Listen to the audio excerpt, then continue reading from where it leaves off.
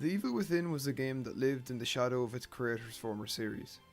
Shinji Mikami seemed simply unable to move on from Resident Evil when returning to make horror games, and whereas post-Resident Evil releases Vanquish and God Hand showed his ability to direct original non-survival horror, Shadows of the Damned and to a greater extent Evil Within followed that format with slight tweaks to mechanics and a new style.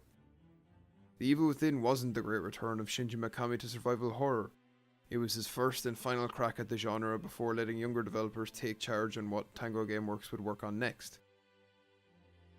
The Evil Within 2 doesn't aim to step out of the shadows of Resident Evil and its predecessor. It's instead a sequel that lurks in those very trappings, claws at modern releases around it, and with that scrounges together honestly one of the most impressive survival horror games in the last few years.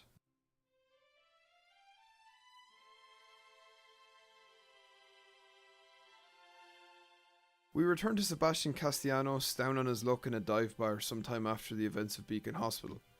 He's found by his former protege and sleeper agent for the Umbrella stand-in Mobius, who offers to reunite Castellanos with his thought-to-be-deceased daughter. The catch is, she's the power source for Mobius' STEM project, a virtual world driven by connected human consciousnesses.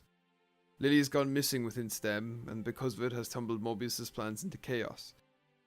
With one last offer of seeing his daughter again, Sebastian takes the plunge into the nightmarish hellscape that drove him to the breaking point in the previous game. The Evil Within 2's plot changes course in major ways. The revenge plotline of Ruvik and the events of Beacon Hospital are cast aside for a father-daughter story that we've seen 1,000 times over. Sebastian's determination in his search for Lily is compounded by his own grief over losing her and his wife Myra in a fire before the events of the first game, and that becomes the central theme to different threads of the narrative in almost every way. He's no longer a no-nonsense blank slate from the Evil Within 1. He's haunted by the loss of his family and the horrors inflicted by Beacon Hospital. And Sebastian isn't the only miserable soul finding their way around STEM's twisted midwestern town of Union.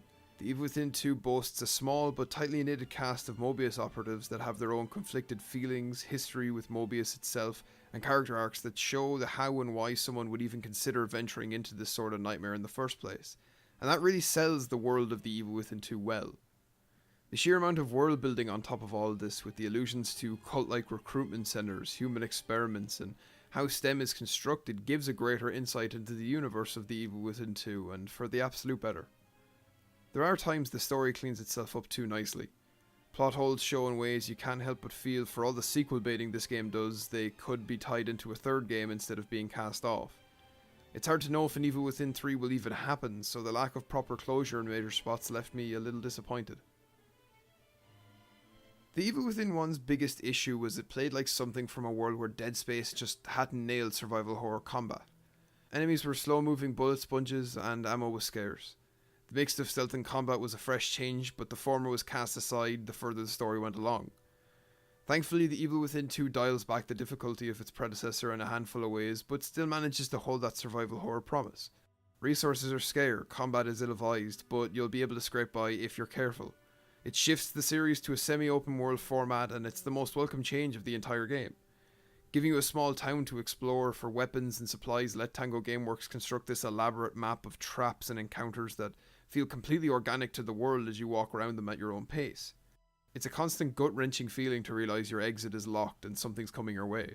Spectres that hunt you, surprise attacks, and flashbacks to bridge the two games are just a few examples, but rest assured there are more tricks up the Evil Within 2's sleeve. For the most part, your basic ghouls are par for the course in combat. Getting caught in the open by a group of them in the early game can be a death sentence, however the skill and weapon upgrade systems help turn the tide. Upgrades to reduce weapon sway and increasing your crit damage and ammo capacity make crowd control easier, which becomes a necessity as you're not going to sneak past everything in this game. But what's so entertaining about getting caught isn't the rush of trying to run, but using the few resources available to you just to carve a bloody path out. You'll end up firing weapons you almost never use in last-ditch efforts to create a diversion or delay enemy advances, and unless you're a crack shot, you're going to find yourself running out of ammo and booking it more than a few occasions. And that's how The Evil Within 2 sells that survival horror promise I've mentioned before. There are enough times you feel like you're walking the line between hopeful and hopeless, and that's just what that genre is. It's hanging on at every second. But where The Evil Within 2 hits it out of the park in creating this great atmosphere and tension in the open world and set pieces, the boss fights are underwhelming.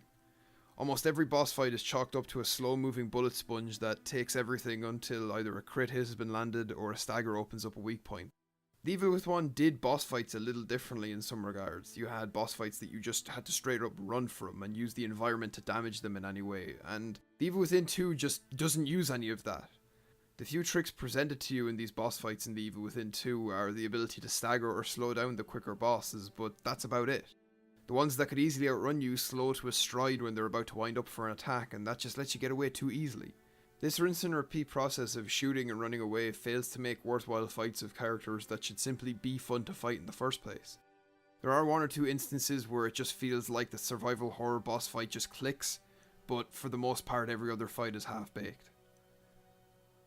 But hey, the concept of an Evil Within 2 is pretty crazy to begin with, right? It's a sequel to a low-rent Resident Evil clone that outshines the predecessor and the very series it borrows from in a lot of ways. The story and characters feel memorable in the same way the old Resident Evil games felt. The combat's been finely tuned to offer a lot more options while still leaving you running on empty after every fight. The shift from a linear story to a more open world format was something I never even knew I wanted. The Evil Within 2, in my opinion, is the best Resident Evil game since Resident Evil 4. I give the Evil Within 2 a 4 out of 5. Go play this if you like survival horror games. I 100% think it's worth your time. Thanks for watching, and we'll catch you guys later.